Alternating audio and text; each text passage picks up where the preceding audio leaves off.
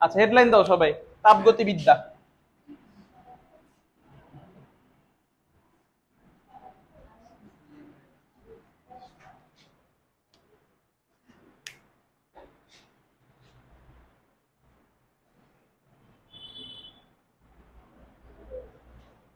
Headline দিচ্ছ? আচ্ছা একটু খেয়াল করো, তাপগতিবিদ্যা পড়তে গেলে এক কথা বলতে যদি জিজ্ঞেস করে যে তাপগতিবিদ্যা কাকে বলে, মানে পদার্থবিজ্ঞানের যে শাখায় তাপ নিয়ে আলোচনা করা হয় ওই শাখাটাকে কি বলা হয়? তাপগতিবিদ্যা। কি বলছি বুঝছো? তাপগতিবিদ্যা পড়তে গেলে আমাদের সর্বপ্রথম দুইটা জিনিস সম্পর্কে ধারণা থাকতে হবে। কয়টা? কি কি জানো? তাপ এবং তাপমাত্রা। মনে থাকবে কয়টা জিনিস সম্পর্কে ধারণা থাকতে হবে? দুইটা, একটা হচ্ছে তাপ আর একটা কি? তাপমাত্রা। সর্বপ্রথম যে জিনিসটা মাথায় রাখবা সেটা হচ্ছে গিয়া তাপ ও তাপমাত্রা দুইটা ভিন্ন ভিন্ন রাশি, দুইটা কোনোভাবেই একই রাশি না, কোনোভাবেই না। তাপ এবং তাপমাত্রা দুইটা সম্পূর্ণ কি রাশি? ভিন্ন ভিন্ন রাশি। বিষয়টা কি ক্লিয়ার? আচ্ছা, সর্বপ্রথম যে বিষয়টা সেটা হচ্ছে কি আমরা একটু শিখবো তাপ কাকে বলে। তাপ কাকে বলে মনে রাখবা, তাপ হচ্ছে এক প্রকার শক্তি। তাপ কি? এক প্রকার শক্তি যা গরম এবং ঠান্ডার অনুভূতি জাগায়। বিষয়টা কি বুঝাতে পারছি? তাপ কি? এক প্রকার শক্তি যা গরম ও ঠান্ডার অনুভূতি জাগায়। সংজ্ঞাটা লেখো, লেখো তোমরা আরেকবার লিখে ফেলো। লেখো, তাপ এক প্রকার শক্তি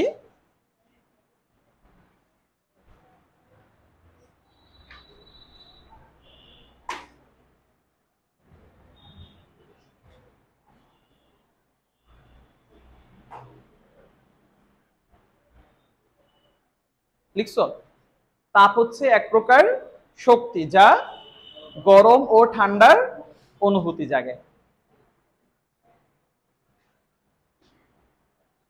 তোমরা কি সেকেন্ড পেপার বই কিনছো সবাই? যারা বই এখনো কেনো নাই, হ্যাঁ বই কিনো বা সংগ্রহ করো, এটা হচ্ছে গিয়ে আগামী ক্লাসের ভিতরে করে ফেলবা। কি বলছি বুঝতে পারছো? দেখা যায় হচ্ছে গিয়ে এই চ্যাপ্টারের বেশ কিছু এমসিকিউ আছে যেগুলো এরকম লেকচারের মাধ্যমে এমসিকিউ গুলো ডেলিভারি করা সম্ভব না, ওইগুলো মেন বই থেকেই পড়তে হবে। কি বলছি বুঝছো? তাপগতিবিদ্যা ব্যাপক এমসিকিউ আছে। বলো। এমসিকিউ এর শীট দেওয়া হয় নাই। এমসিকিউ এর শীট ওই দুটো এখনো করা হয় না, ওদের কাজ চলতেছে, কাজ শেষ হলে দিয়ে দিব না, সমস্যা নেই। আচ্ছা লিখছো? এমনিতে ফার্স্ট পেপারের অন্য যেগুলো চ্যাপ্টার হয়েছে সবগুলোই তো দেওয়া হয়েছে, শুধু দুইটাই বাকি। আচ্ছা ঠিক আছে, একটু খেয়াল করো তাহলে তাপ কাকে বললাম? তাপ এক প্রকার শক্তি যা গরম ও ঠান্ডার অনুভূতি জাগায়। এবার একটু খেয়াল করো, যেহেতু তাপকে তুমি শক্তি বলতেছো তাহলে তাপের একক কি? তাপের একক জুল। মনে থাকবে। আর তাপমাত্রার একক আমরা জানি হয় সেলসিয়াস অথবা কেলভিন অথবা ফারেনহাইট। তার মানে এককের দিক থেকে তাপ আর তাপমাত্রা দুইটা ভিন্ন রাশি। তাপের একক কি? জুল। আর তাপমাত্রার একক কি? Celsius, Fahrenheit, Kelvin. তার মানে তাপ আর তাপমাত্রা কি না? একই না। এতটুকু তো ক্লিয়ার? আচ্ছা, তাপের সংজ্ঞা পাইলাম, এখন কথা হচ্ছে তাপমাত্রা কাকে বলে। তাপমাত্রার যে বিষয়টা মনে রাখবা, কোন একটা বস্তু যে পরিমাণ তাপ ধারণ করতে পারে সেটা হচ্ছে তার তাপমাত্রা। বিষয়টা কি বুঝাতে পারছি? কোন বস্তু যে পরিমাণ তাপ ধারণ করতে পারে সেটা হচ্ছে তার সংজ্ঞাটা লেখো, তারপরে বুঝাচ্ছি যে কিভাবে এটা হয়। এটা মনে হয় তোমাদের একটা এক্সাম্পল দিয়ে বুঝাইছিলাম না? আচ্ছা,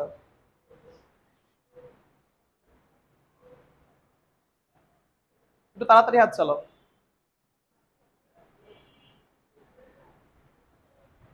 কোন বস্তু যে পরিমাণ তাপ ধারণ করে তাকে তার কি বলে? তাপমাত্রা বলে। আচ্ছা এবার একটু বিষয়টা খেয়াল করো, যেমন আমি এখানে ছোট্ট একটা পাত্র নিলাম, হ্যাঁ তোমাদেরকে মনে হয় চায়ের কেটলি দিয়ে বুঝাইছিলাম। আচ্ছা ঠিক আছে, ধরো ছোট্ট একটা পাত্র নিলাম যেটা আমরা বাসা বাড়িতে হচ্ছে গিয়ে চা গরম করি বা চা বানাই, হ্যাঁ। আর এখানে বড় একটা পাত্র নিলাম, মনে করো বিয়ে বাড়িতে মাংস রান্না করার যে ডেক গুলো আছে ওইগুলো নিলাম। ক্লিয়ার?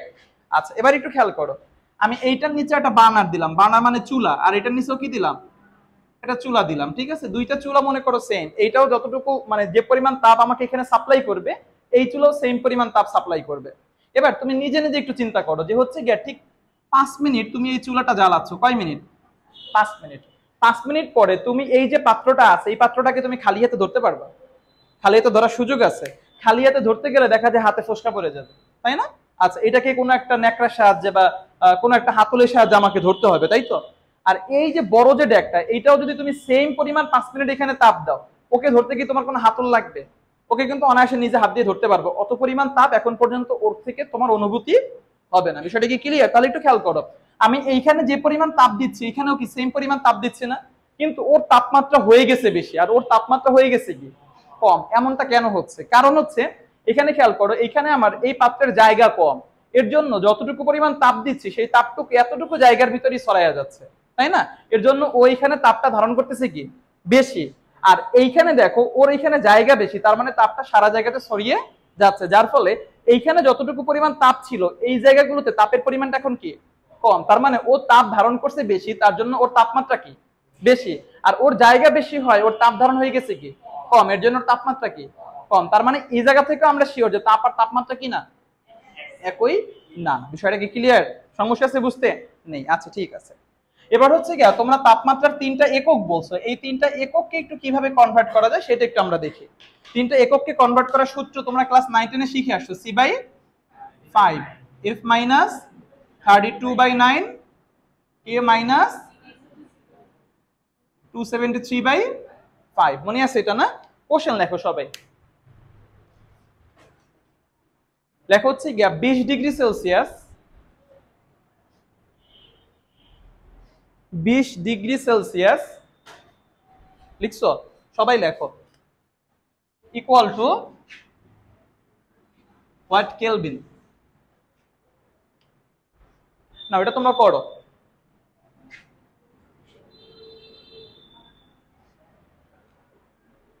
আমরা জানি যে সেলসিয়াস থেকে কেলভিনে নিতে হলে কত যোগ করতে হয়? 273 যোগ করে দিলেই হয়, ওই শর্টকাটটা এখানে মাইরো না, ঠিক আছে? আমরা একটা সূত্র অ্যাপ্লাই করে শিখি। তাহলে এখানে সি হচ্ছে 20 ডিগ্রি সেলসিয়াস, আমার কাছে চাচ্ছে কেলভিন, তাহলে আমার সূত্র অনুসারে C/5 K minus 273/5, তাহলে 5 কাটে, এখানে মাইনাস 273, এই পাশে আসলে কি হবে প্লাস, মানে এই লাইন দুইটা একটু এক্সট্রা করো, তাহলে এখানে 20 যোগ 273 293 কেলভিন।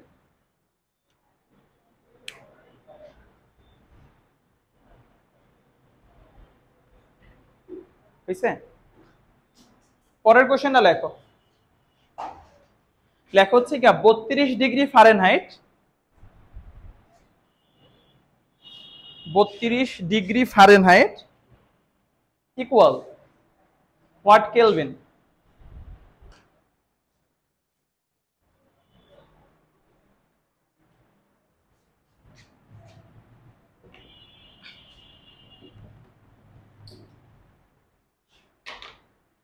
করো, ফারেনহাইট আর কেলভিন এই দুটো সূত্র অ্যাপ্লাই করো, দেখো কত আসে। তাড়াতাড়ি হাত চালাও একটু।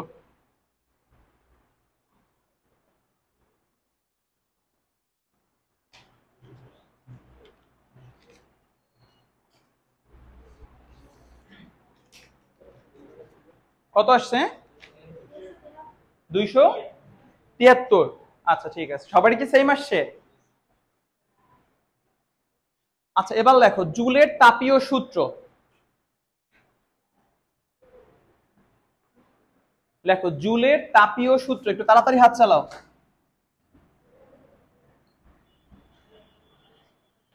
লিখছো জুলের তাপীয় সূত্র। লেখো যখন কাজ সম্পূর্ণরূপে তাপে, যখন কাজ সম্পূর্ণরূপে তাপে অথবা তাপ সম্পূর্ণরূপে কাজে রূপান্তরিত হয়,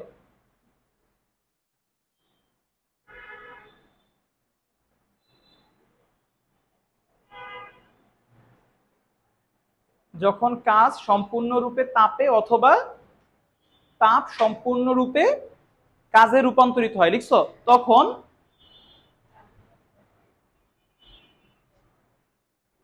কাজ ও তাপ পরস্পর সমানুপাতিক হয়।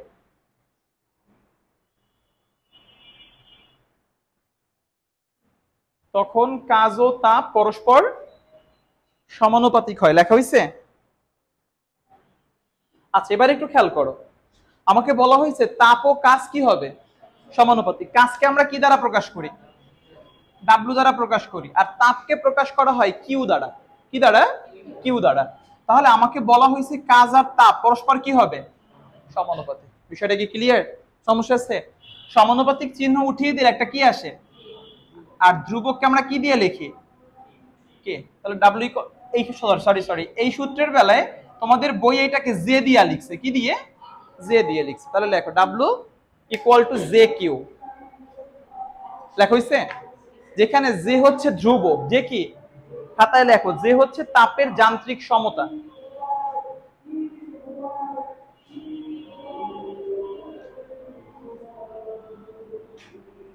যে হচ্ছে ধ্রুবক, আর সেই ধ্রুবকের নাম কি, তাপের যান্ত্রিক সমতা। লিখছো? এবার একটু আমরা এই জায়গা থেকে যদি এই জে এর বা তাপের যান্ত্রিক সমতার একক বের করতে যাই, তাহলে এই সূত্র থেকে আমি লিখতে পারি না যে জে ইকুয়াল টু হচ্ছে ডাব্লিউ বাই কিউ, কাজের একক কি, জুল। আমরা বলছিলাম তাপ এক প্রকার শক্তি, শক্তির এককও কি, জুল। তাহলে জুল বাই জুল কোন একক থাকে? তাহলে তাপের যান্ত্রিক সমতার কোনো একক নেই।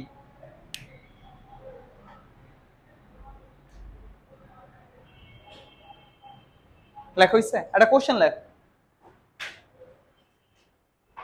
একটি বস্তুর উপর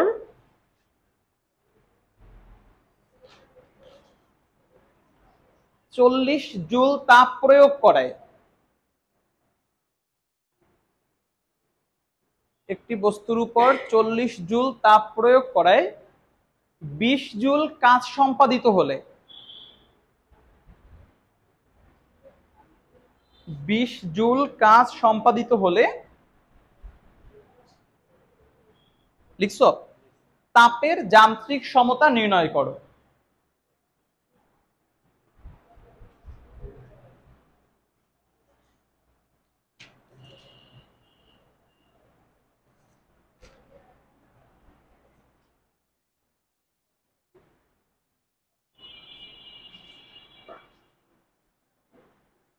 করে ফেলো, কত হয়, 0.5। সবারই কি সেম আসছে? দেখো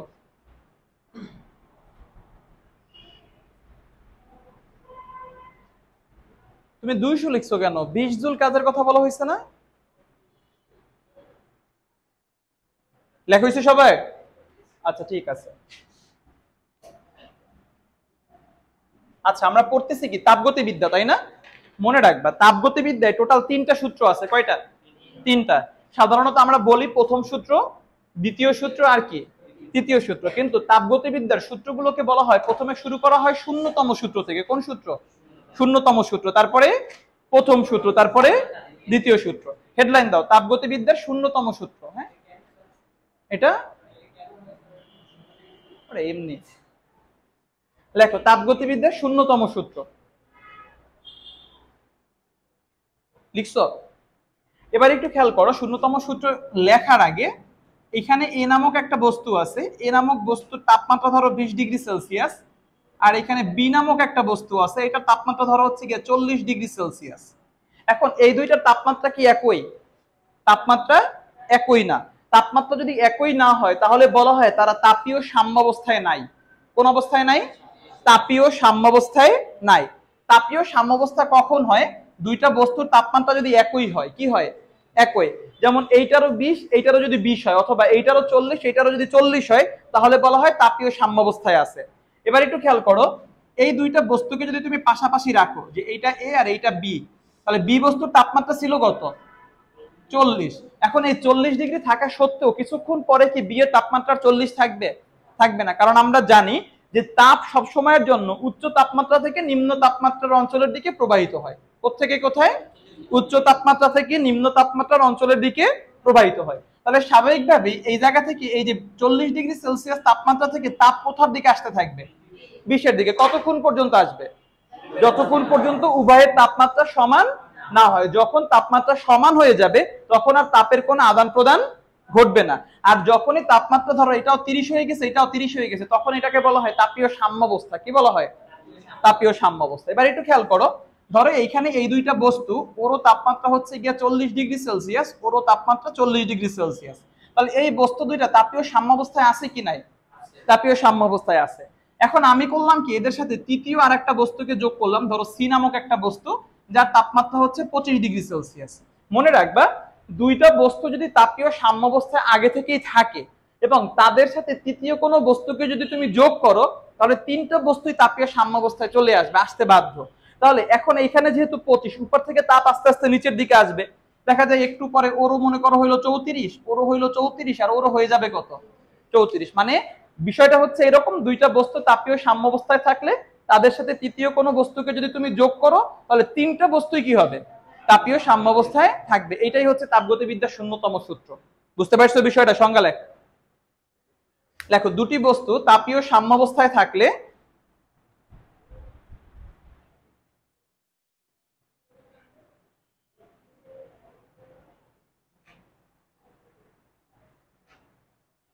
দুটি বস্তু তাপীয় সাম্যাবস্থায় থাকলে, লিখছো, এবং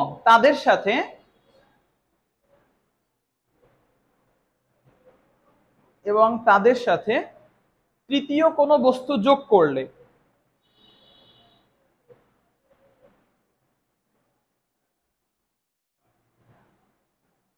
তিনটি বস্তুই তাপীয় সাম্যাবস্থায় থাকবে।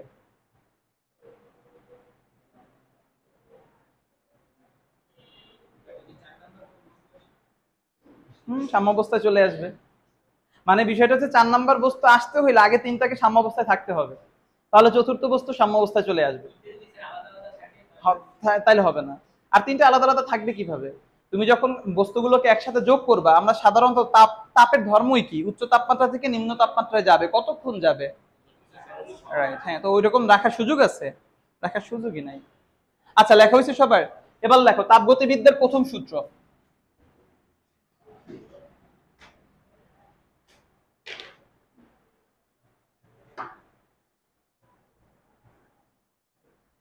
লিখছো? লেখো, কোন সিস্টেমের উপর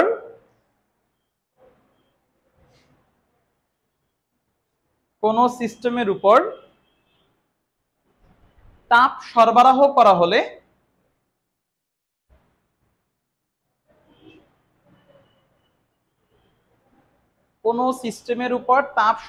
করা হলে এর কিছু অংশ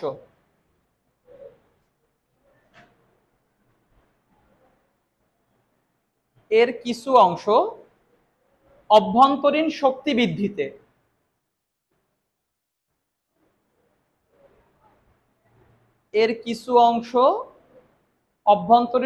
বৃদ্ধিতে, লিখছো, এবং বাকি অংশ বাহ্যিক কাজ সম্পাদনে ব্যয়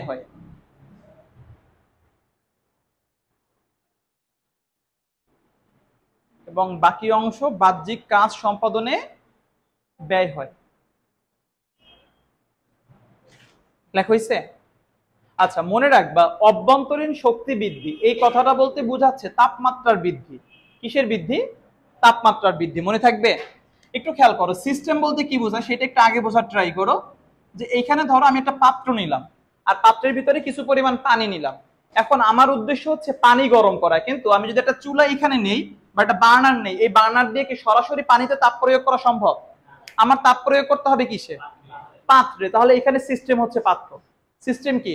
পাত্র। এবার একটু খেয়াল করো, এখন এই পাত্রের উপরে আমি কি করতেছি, বাহির থেকে তাপ সরবরাহ করতেছি। কি সরবরাহ? তাপ সরবরাহ।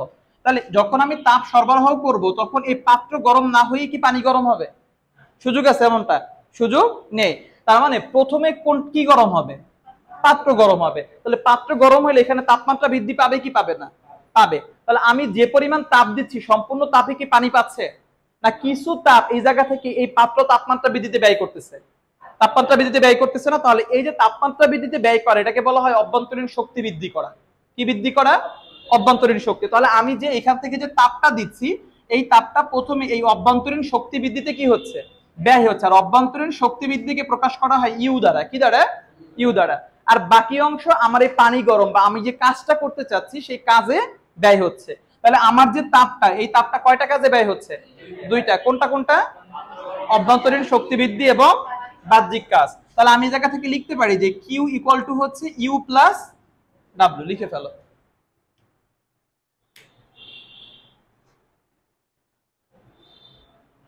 লেখা হয়েছে? আচ্ছা, এবার একটু খেয়াল করো, এইখানে এই যে শুরুতে যে পরিমাণ তাপ ছিল 5 মিনিট পরেও কি তাপ একই রকম? না, তাপ কি পাচ্ছে? বৃদ্ধি পাচ্ছে। তাহলে তাপের একটা পরিবর্তন হচ্ছে কি হচ্ছে না? হচ্ছে। তাপের পরিবর্তনকে প্রকাশ করা হয় ডিকিউ দ্বারা। কি দ্বারা? ডিকিউ দ্বারা। অভ্যন্তরীণ শক্তিকে আগের মতো আছে না, ওইটারও পরিবর্তন হচ্ছে। তাহলে ওইখানে কি ইউ হবে না ডিইউ হবে? কাজ কি আগের মতোই আছে না, ওটারও পরিবর্তন হচ্ছে। তাহলে ওইখানে কি হবে? তাহলে ডিকিউ সমান হচ্ছে ডিইউ প্লাস ডিডব্লিউ। যেখানে ডিকিউ মানে কি? তাপের পরিবর্তন। কার পরিবর্তন? ডিইউ ডিডব্লিউ কাজের পরিবর্তন। বাংলাগুলো চাইলে লেখা রাখো। আর এই জায়গা থেকে আরেকটা সূত্র লেখা রাখো আপাতত, ডিডব্লিউ ইকুয়াল টু হচ্ছে পিডিভি। যেখানে পি মানে কি? চাপ বা প্রেসার, আর ডিভি মানে আয়তনের পরিবর্তন। ঠিক আছে, এটা একটু লিখে রাখো যে ডিডব্লিউ ইকুয়াল টু পিডিভি।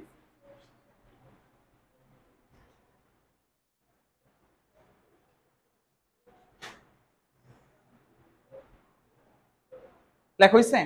এবার একটা কোশ্চেন লেখো। লেখা হচ্ছে কি, একটি সিস্টেমের উপর একটি সিস্টেমের উপর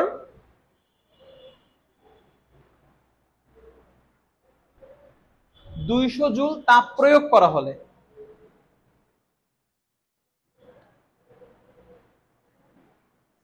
একটি সিস্টেমের উপর 200 জুল তাপ প্রয়োগ করা হলে এর অভ্যন্তরীণ শক্তি বৃদ্ধি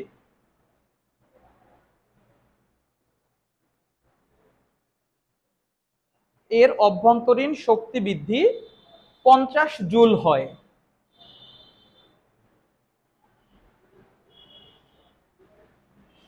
লিখছো? দাঁড়িয়ে দাও। দেখো, বাহ্যিক কাজের পরিমাণ নির্ণয় করো।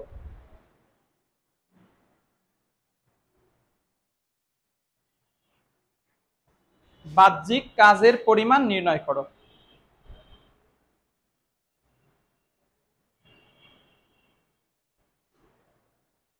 করে ফেলো, একদম ইজি। শুধু সূত্র বসিয়ে দাও। ডিকিউ এর মান দিছে কত? 200 জুল। অভ্যন্তরীণ শক্তি বৃদ্ধি 50 জুল। ডিডব্লিউ কাজ চাইছে 150 হয় না? 150 জুল। যোগ বিয়োগ করে দিলেই হয়।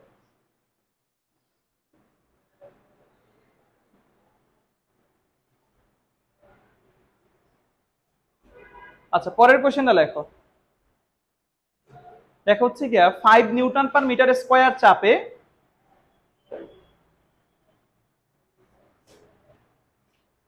একটি সিস্টেমের উপর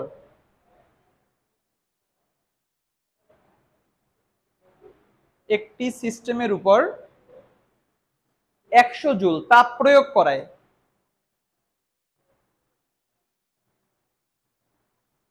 একটি সিস্টেমের উপর 100 জুল তাপ প্রয়োগ করায় এর অভ্যন্তরীণ শক্তি বৃদ্ধি 20 জুল হলে এর অভ্যন্তরীণ শক্তি বৃদ্ধি 20 জুল হলে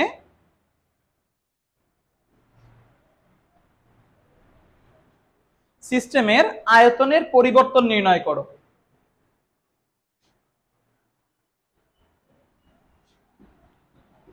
সিস্টেমের আয়তনের পরিবর্তন নির্ণয় করো। প্রথমে একটু ডাটাগুলা উঠাও।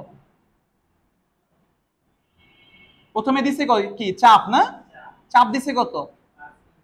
5 নিউটন পার মিটার স্কয়ার। তারপরে কি বলছে? 100 জুল। তারপরে ডিইউ হচ্ছে 20 জুল। কোশ্চেনে চাচ্ছে কি? আয়তনের পরিবর্তন, মানে ডিভি চাচ্ছে, তাই তো? তাহলে আমরা জানি ডিকিউ সমান হচ্ছে ডিইউ প্লাস ডিডব্লিউ।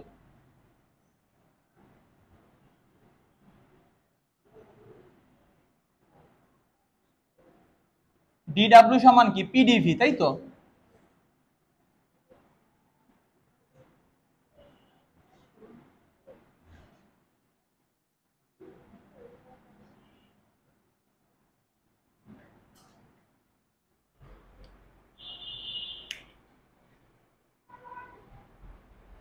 এটা 20 হয়েছে কিভাবে তোমার?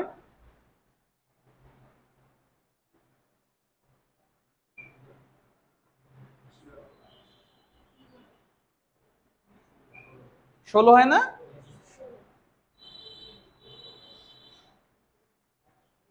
তাড়াতাড়ি উঠাও, তাড়াতাড়ি তাড়াতাড়ি, উঠাচ্ছ না কেন? এটা দেখে উঠাও, করে দিছি তো ফার্স্ট। এত সময় নিলে হয়? এটা বুঝতে পারছো সবগুলো? কোন লাইন বুঝতে কারো সমস্যা আছে পিছনে তোমাদের? কোন জায়গা বুঝো নাই সেটা বলো। সবটাই ওকে, তাড়াতাড়ি করো তাড়াতাড়ি।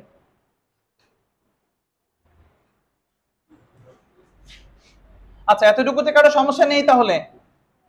হ্যাঁ, সবাই ক্লিয়ার?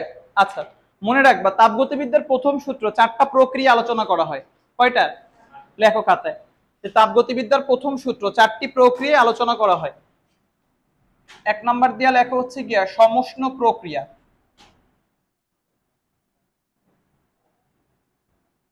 2 নাম্বার দিয়া লেখো রুদ্ধ তাপীয় প্রক্রিয়া। 3 নাম্বার দিয়া লেখো সমচাপ প্রক্রিয়া। আর 4 নাম্বার দিয়ে লেখো সম আয়তন প্রক্রিয়া।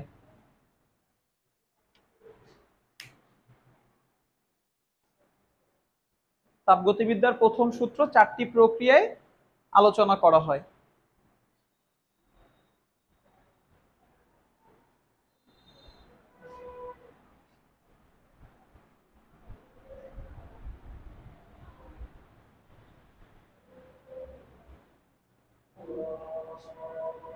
তাড়াতাড়ি হাত চালাও।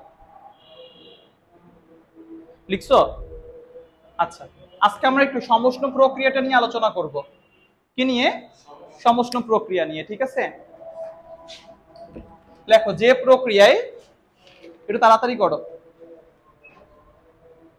লেখো লেখো লেখো, ঘড়ি আমার হাতে একটা আছে। নষ্ট হয়েছে? ও সত্যিই তো নষ্ট হয়েছে। আচ্ছা ঠিক আছে ঠিক আছে ঠিক আছে, লেখো লেখো যে প্রক্রিয়ায় দেখছো তাপমাত্রা স্থির থাকে। যে প্রক্রিয়ায় কোনো গ্যাসের, লেখো হ্যাঁ, যে প্রক্রিয়ায় কোনো গ্যাসের তাপমাত্রা স্থির থাকে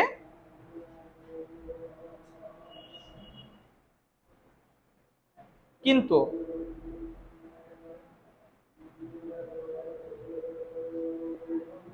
চাপ ও আয়তনের পরিবর্তন হয়, কিন্তু চাপ ও আয়তনের পরিবর্তন হয়, তাকে কি বলে? তাকে সমষ্ণ প্রক্রিয়া বলে।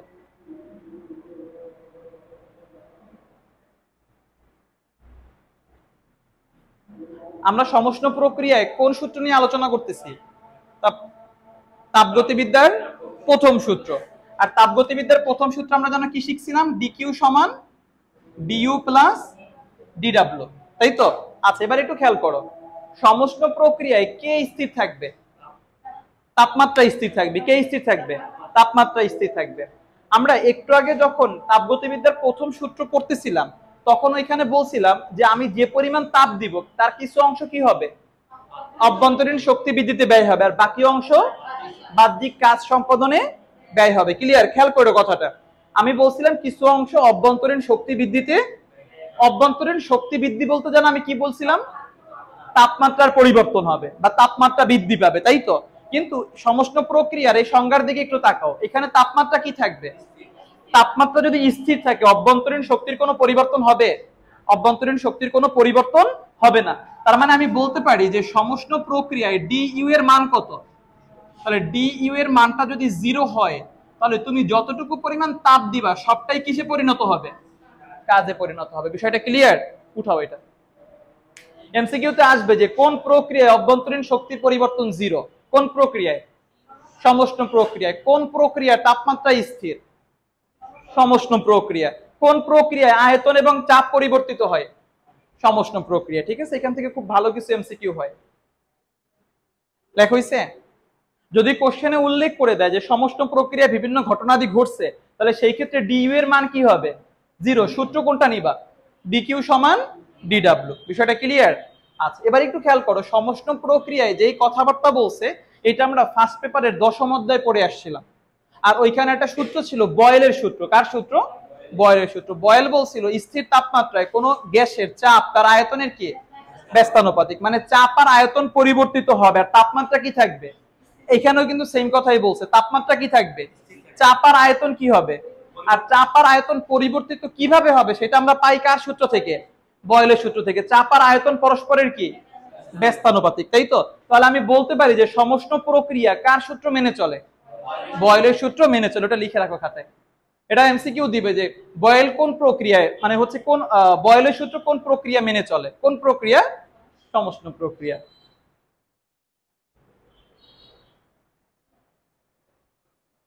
দেখো হইছে। তাহলে বয়েলের সূত্র অনুসারে আমরা পাইছিলাম কি, পি সমানুপাতিক 1/v। এখান থেকে লিখতে পারো P equal to K into 1/v। তাহলে পিভি ইকুয়াল টু কে, কে মনে আছে এটা। এই জায়গা থেকে আমরা দুইটা সূত্র নিয়েছিলাম যে P1 V1 ইকুয়াল টু কে আর হচ্ছে P2 V2 ইকুয়াল টু কে। তাহলে আমাদের সূত্রটা কি দাঁড়ায়, P1 V1 ইকুয়াল টু হচ্ছে P2 V2।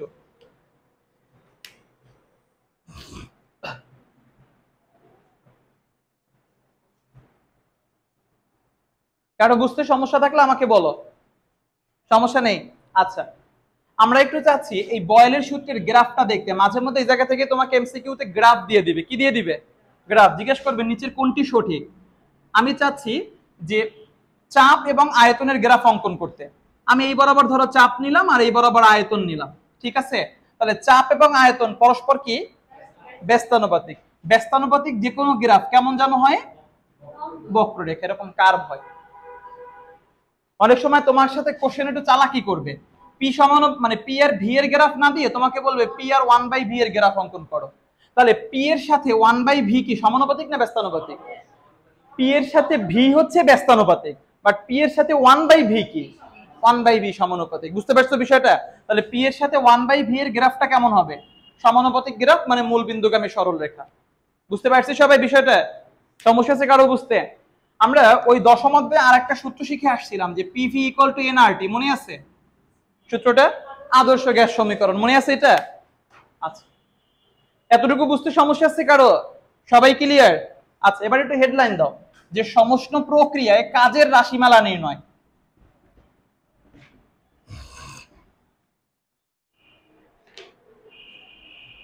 সমষ্ণ প্রক্রিয়ায় কাজের রাশিমালা নির্ণয়।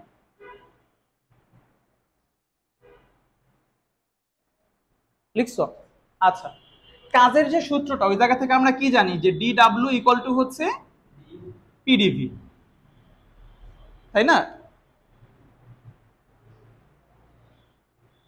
লেখা হইছে। আচ্ছা, একটু খেয়াল করো এখানে ডিডব্লিউ মানে ক্ষুদ্র কাজ, কি কাজ, ক্ষুদ্র কাজ।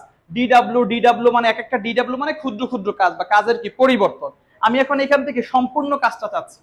কেমন কাজটা চাচ্ছি, সম্পূর্ণ কাজ। মনে রাখবা তুমি যখন কোনো কিছু সম্পূর্ণ জিনিস চাবা তখন ম্যাথমেটিক্যাল ভাষায় তোমাকে ইন্টিগ্রেশন করতে হবে। কি করতে হবে, ইন্টিগ্রেশন। তাহলে তুমি উভয় পক্ষকে ইন্টিগ্রেশন করো।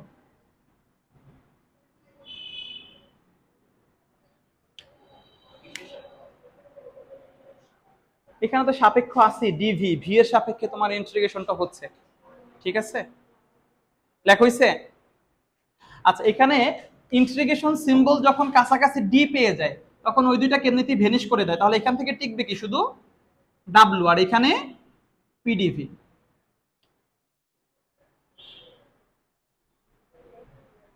লেখা হইছে। এবার একটু খেয়াল করো, আমরা এরকম একটা সূত্র শিখছিলাম না যে পিভি ইকুয়াল টু কি, এনআরটি। তাহলে এই জায়গা থেকে আমি লিখতে পারি যে পি ইকুয়াল টু হচ্ছে এনআরটি ডিভাইডেড বাই ভি। লেখা যায় কি যায় না, যায়।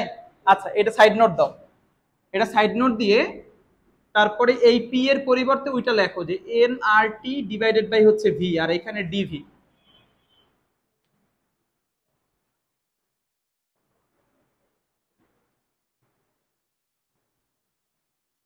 লেখা হয়েছে সবাই। আচ্ছা, এবার একটু খেয়াল করো আমাদের ইন্টিগ্রেশনটা হচ্ছে কার সাপেক্ষে, ডিভি। তার মানে ইন্টিগ্রেশনটা হচ্ছে ভি এর সাপেক্ষে। কার সাপেক্ষে, ভি। ইন্টিগ্রেশন তো সবাই করছি। আচ্ছা, যেহেতু ভি এর সাপেক্ষে ইন্টিগ্রেশন হচ্ছে তার মানে ভি বাদে বাকি যারা আছে সবাই কি, ধ্রুবক। সবাই কি, ধ্রুবক। মনে রাখবা যার সাপেক্ষে ইন্টিগ্রেশন হয় সে বাদে বাকি যারা আছে সবাই কি। তাহলে এখানে ভি বাদে এনআরটি আছে, তাহলে এনআরটি কি, ধ্রুবক। ধ্রুবকের ইন্টিগ্রেশন হয় যেহেতু ধ্রুবকের ইন্টিগ্রেশন হয় না, ধ্রুবককে বাহিরে আগে বের করে দাও।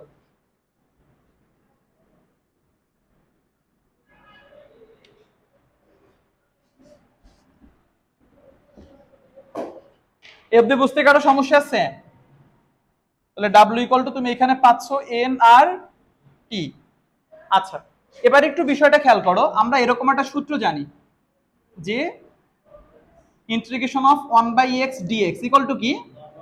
তাহলে এখানে যদি বিষয়টা এরকম হয় যে 1/v dv ইকুয়াল টু কি হবে? ln v, তাই তো? তাহলে এই যে ইন্টিগ্রেশন 1/v dv এটার পরিবর্তে কি লিখবা? ln v।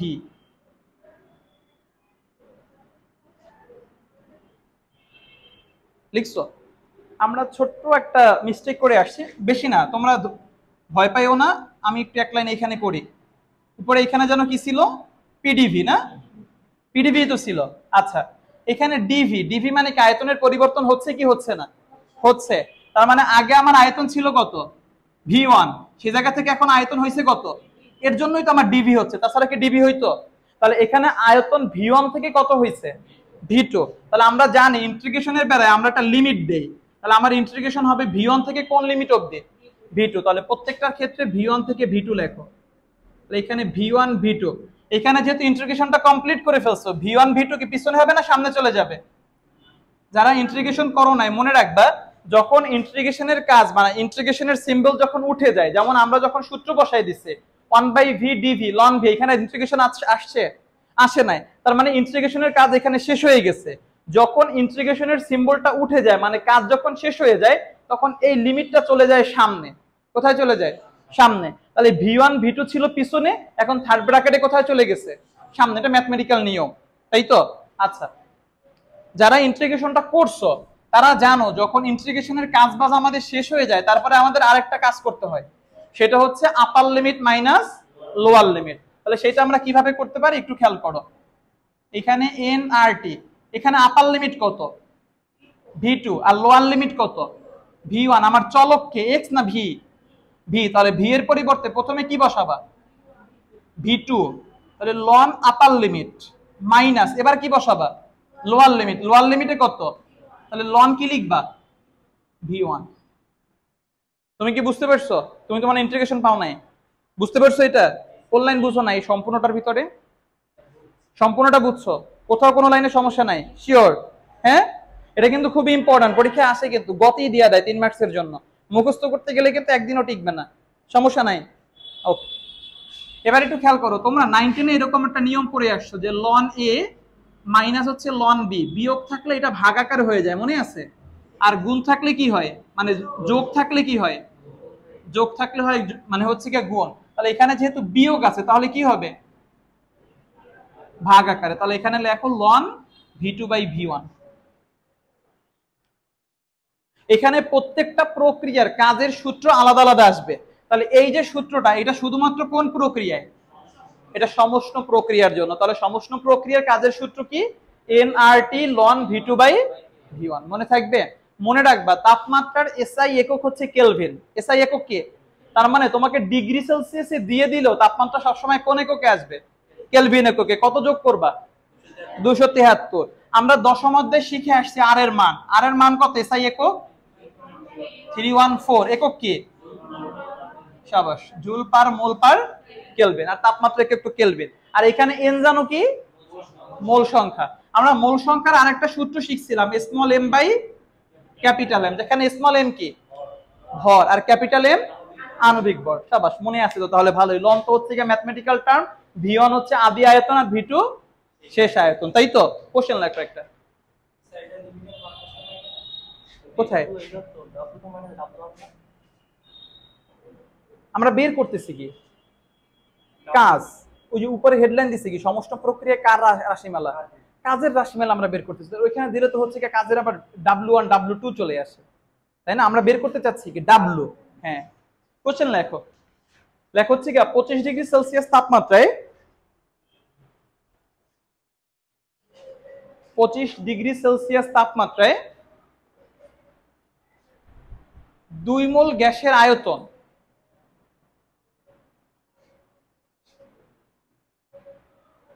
2 মোল গ্যাসের আয়তন দ্বিগুণ করা হলে,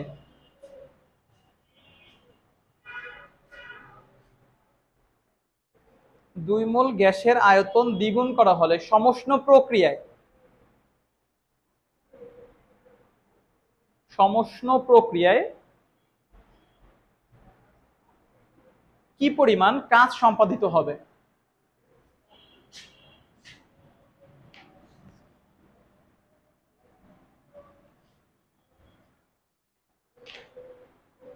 সাজিদ প্রতিপাদনটা কি সম্পূর্ণ বুঝতে পারছো? কোন লাইনে সমস্যা নেই? থাকলে বলো। ওকে, তাহলে একটু খেয়াল করো। প্রথমে দিছে কি 25°C তাপমাত্রা,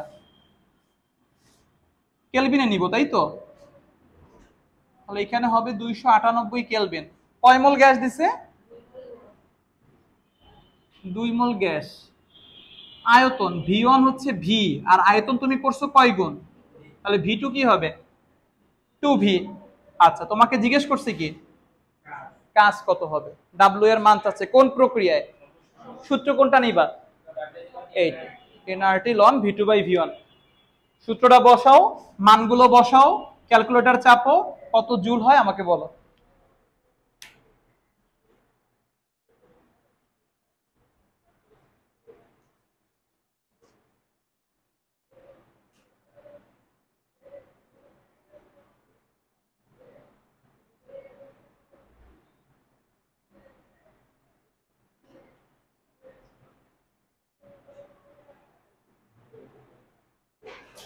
অ্যান্সার কত আসছে? 3406.4। আচ্ছা, এত জুল লেখো।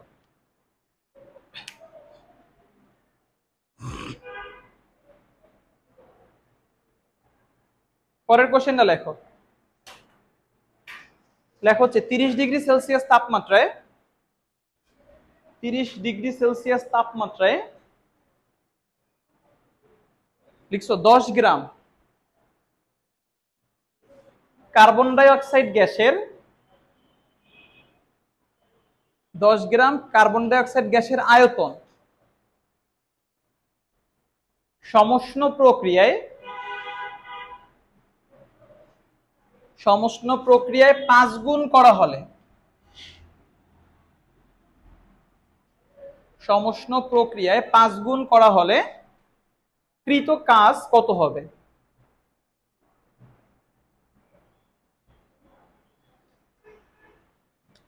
প্রথমে হচ্ছে তাপমাত্রা কত ডিগ্রি সেলসিয়াস? 30°C। তাহলে এখানে হচ্ছে 303 কেলভিন। তারপরে কি বলছে? 10 গ্রাম। এটা কিসের মান? এম এর মান হচ্ছে 10 গ্রাম। তাহলে 10⁻³ কেজি। কি গ্যাস? তাহলে কার্বন ডাই অক্সাইড গ্যাসের আণবিক ভর কত? 44 গ্রাম। আচ্ছা, এটা গেল। আর কি বলছে? আয়তন কয় গুণ হয়েছে? 5 গুণ। তাহলে V1 যদি V হয়, V2 কি হবে? 5V। তোমার কাছে চাচ্ছে কাজের মান। তাহলে এখানে জাস্ট সূত্রটা চেঞ্জ করবা, n এর পরিবর্তে m/M, বাকি সবকিছু সেম, আগের অঙ্কটার মতো। মান বসাও, ক্যালকুলেশন করো, কত জুল হয় বলো।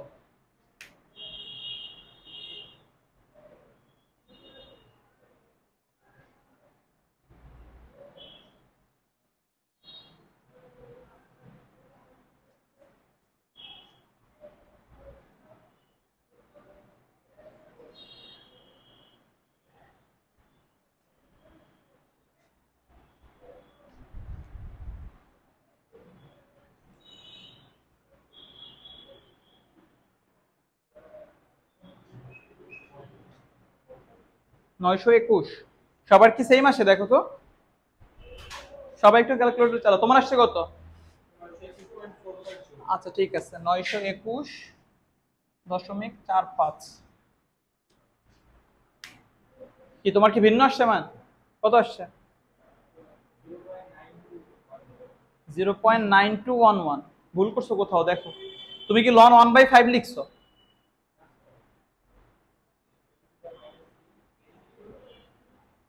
কি সমস্যা? হ্যাঁ ঠিক আছে, নিলে দুইটাই নিব, আবার একটা না। ওই একটা নিলে তো সমস্যা, দুইটা নিলে দেখা যায় এমনি কাটাকাটি চলে যাবে আবার। সবার কি সেম আসছে দেখো, সমস্যা নেই। আচ্ছা যে অবধি দেখাইলাম এর ভিতরে কারো কোনো কোশ্চেন আছে? নাই? সমষ্ণ প্রক্রিয়াটা ভালোভাবে বুঝতে পারছি সবাই? আচ্ছা, সমষ্ণ প্রক্রিয়া থেকে আরো বেশ কিছু কোশ্চেন আছে, ওইটা আমরা নেক্সট ক্লাসে শিখবো। আমরা বলছিলাম মোট কয়টা প্রক্রিয়া আলোচনা হবে? 4টা। হয়েছে কয়টা? একটা। বাকি আছে কয়টা? 3টা। ওই 3টা আলোচনা নেক্সট ক্লাসে আল্লাহ বাঁচাই তো করবে ইনশাআল্লাহ। আর তোমাদের একটা এক্সামের কথা ছিল, মনে আছে? কোন paper? First paper. Full first paper থেকে একটা এক্সাম, কবে জানো? 3 তারিখ। আজকে কয় তারিখ?